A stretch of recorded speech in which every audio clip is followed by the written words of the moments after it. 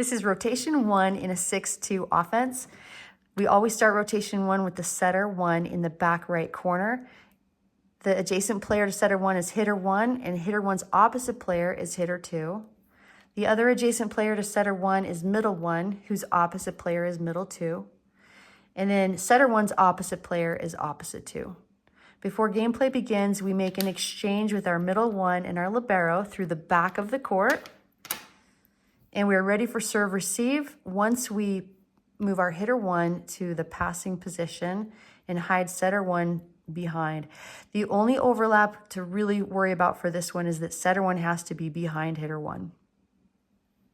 Moving into rotation 2, we're going to advance each player 1 position.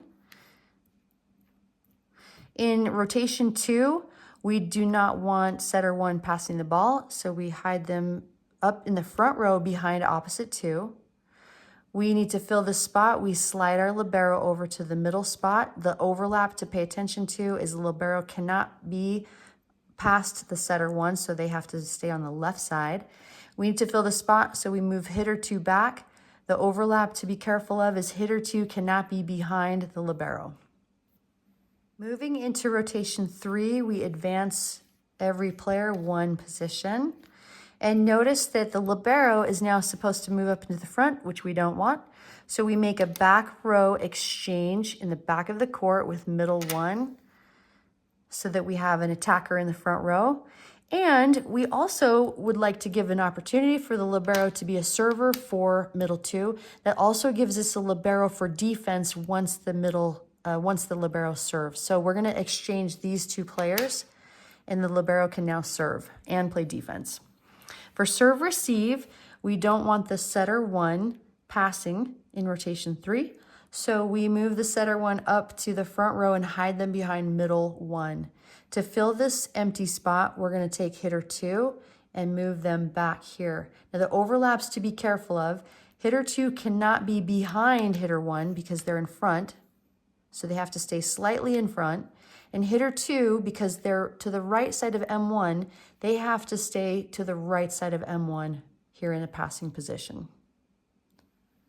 Moving to rotation 4, we're going to rotate every player 1 position.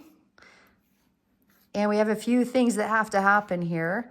And that is, we would like to exchange a couple of players. The setter, we want to exchange for an outside hitter, which is going to be opposite 1. So we're going to substitute them, and they have to substitute in the front 10 feet of the court.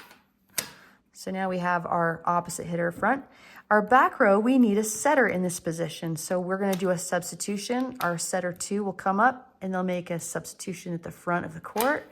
And setter 2 is now ready to set in rotation 4 in the back right corner. Notice it's the same as rotation 1's start. So for serve receive, we do the same thing as rotation 1, and we move the hitter 2 back here.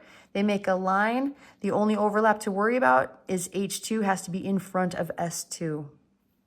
Moving into rotation 5, we're going to advance every player 1 position. Here we have our setter in this middle spot, just like rotation 2. So we're going to do the same thing for serve receive, and we're going to hide setter 2 behind the opposite 1. To fill the spot, we slide our libero over, who has to watch the overlap. The libero has to be on the left side of setter 2. And then to fill the spot, we move hitter 1 back to the back left passing spot. The overlap to watch for is hitter 1 has to be slightly in front of the libero. Moving into rotation 6, we will advance every player 1 position, noting that the libero cannot go to the front row, so we make an exchange with the other middle 2 in the back court. Middle 2 becomes a front row player. Now, earlier we had libero serve for the middle 2 position. They cannot serve for any other position, so they cannot serve. Middle 1 will be the server. At the side out, that's when the libero and middle 1 will make an exchange.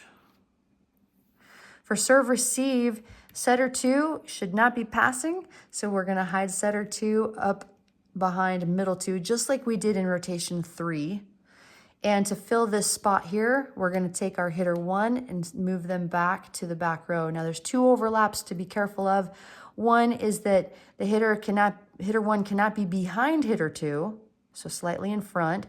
And hitter 1 has to stay to the right side of middle 2. So we watch this overlap here staying on the right side. Slightly in front, slightly to the right.